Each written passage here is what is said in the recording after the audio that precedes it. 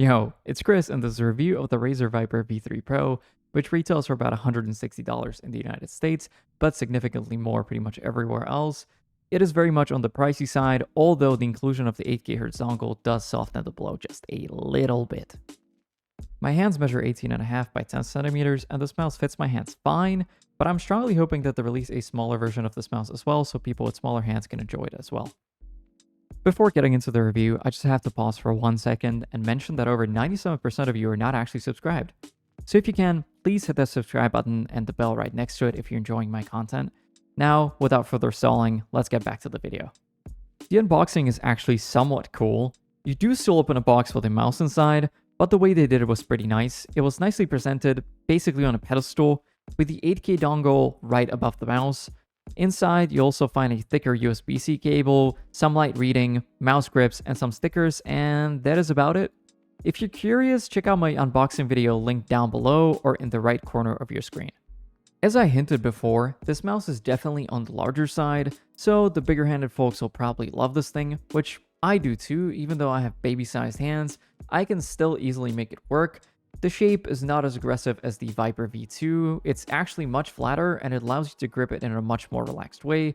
Overall, I think more people will prefer the new shape as it is way safer, with the one downside being the size, which is 127mm long, 64mm wide, and 40mm tall. And when it comes to the weight, I saw some people complaining about it, but if the weight of 54 grams bothers you, you should probably start eating some protein to help you with that. Also, I do want to add that my unit comes out at exactly 54 grams, which is nice to see. Looking at you, Final Mouse. It is a Razer mouse, so you are unfortunately forced to use their Synapse software, which, to their credit, has been getting better over the years, but it is still far from being my favorite. There isn't much more to say, everyone probably knows it by now. You can easily adjust your pulling rate, lift-off distance. You can also change your DPI down to specific numbers, which is cool, I guess, if you are into that. The Viper V3 is using the Gen 3 Razer optical switches, which people do seem to like. And of course, I have to be the odd one out here because to me, these feel exactly the same way as Razer clicks. The only real difference is that these have a louder click, and I'm fully serious.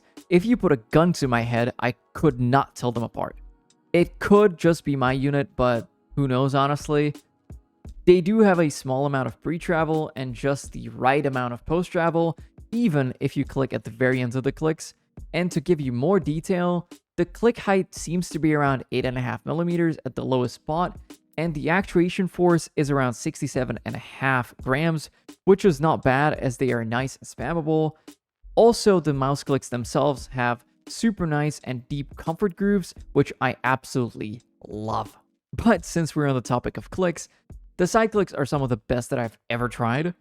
They have the tiniest amount of pre-travel and the perfect amount of post-travel. I seriously cannot find a single thing to complain about here.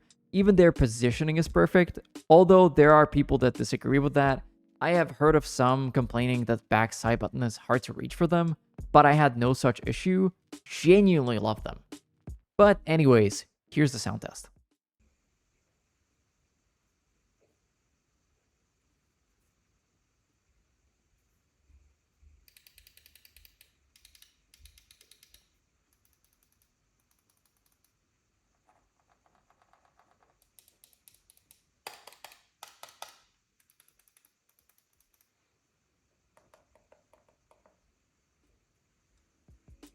When it comes to the scroll wheel, it is a major improvement over the V2, but it's using the same ring as the previous generation, which I absolutely hate because it just feels slippery to me. Luckily, I have heard no one complain about it, but anyways, the notches are much more prominent, but they still keep that very light scroll. The click is also crazy light, and even that manages to be extremely easily spammable, but I do have to mention that it is pretty loud, and it also sounds like the sound is echoing inside of the shell. Speaking of the shell, it is a major improvement over the previous iteration. Super solid, no flex, but there is a very quiet squeak if I squeeze super hard. I'm honestly praying that it doesn't get any worse because I know that it would make me not want to use it. Now let's move on to the coding, and it's honestly exactly as you heard, but somehow even better. As long as you're using the white one, which has a much superior coating, the black version has a good coating, but it's nothing super special. It honestly just feels like your regular rubberized coating. But if I say that the white version has the best coating ever, believe me that I'm not exaggerating at all. To describe what it feels like, imagine holding one of those basic white erasers, but only it's shaped like a mouse. That is the best description that I can come up with. I struggle to even say that it is rubberized because it just straight up feels like full-on rubber. It is super grippy, smooth, and I doubt that this thing could fly out of my hands even if I tried. The Viper V3 Pro sports the Gen 2 Focus Pro 35K optical sensor, which is the best sensor out right now, and it will remain the best until Razer loses the exclusivity. And yes, you heard that right. Razer owns the exclusivity rights to the sensor, which usually stays for around 2 years, and only after that other manufacturers can use it on their own products. But let's move on to the details. It is of course capable of going up to 8 GHz polling rate, and it's seriously so fucking good. Honestly, no matter what polling you use, the sensor is unbelievably precise and reliable. Even the sensor placement is in a pretty good spot, which is an improvement over most Razer mice. The in-game performance is great, unless you play Apex, in which case even 4K sometimes makes me drop around 40 FPS when flicking, and 8K stutters like crazy and is literally unplayable. This is no fault of the mouse, by the way, that's fully on Apex, but honestly, I get the feeling that this mouse is just so good that some games just break and can't handle it. Quite literally suffering from success. But if you're a Roblox Chad, there are no issues there whatsoever. When it comes to the battery, it is using a 306 mAh one, which is working pretty nice. The battery life and performance is super solid, so absolutely no complaints. Even at 8 GHz, the battery lasts me around 2 days, which is with pretty active use. So even if you exclusively plan on using it at 4 GHz, you don't have to charge it more than once every 5 to 7 days, which is honestly crazy. Okay, now let's move on to some negatives. Well, actually one negative which I think has already been addressed, or I just have a flawless unit. But for the sake of credibility, this mouse has or had a sensor issue that caused the mouse to be unresponsive after it fell asleep. Keep in mind, this was under very specific circumstances, and to explain it in more detail, you had to let the mouse fall asleep, use it at anything under 8 GHz polling rate, and then move it pixel by pixel, and only then your mouse input would not be read correctly.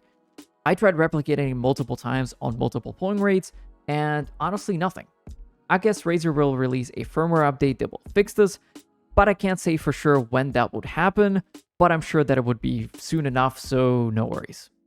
This mouse is without question in the top 3 mice released in 2024, probably even in the top 2. I seriously struggle to find anything negative to say, and trust me that I'm not trying to glaze Razer or anything, it's just seriously that good. I originally bought it with the intention of selling it right after the review because I thought it wouldn't fit my hands or that I just wouldn't like it, but here we are. It's perfect. The only way it could be more perfect is if Razer released a mini version. So the main question is, should you get one? Yes, there shouldn't be any question here as long as you can drop $160. It is objectively the best mouse out right now, and I can 100% recommend it. I know I said the same thing in my last video, but this thing is not leaving my desk. You would seriously have to pry it off. If you have the Viper V3 Pro, please let me know in the comments what you think about it, and hopefully you love it as much as I do. Also, please let me know what other products you would like to see me cover in the future. I also want to mention that I do have a Twitter or X account. My ad should be on the screen right now, so definitely give me a follow if you're interested in peripheral news or if you just want to see more of my content that is exclusive on there. All of my other links to social media are in the description down below. And if you like this review, please let me know by liking this video and subscribing. You can also click the notification bell to not miss any of my future uploads. So anyways, that's it. See ya.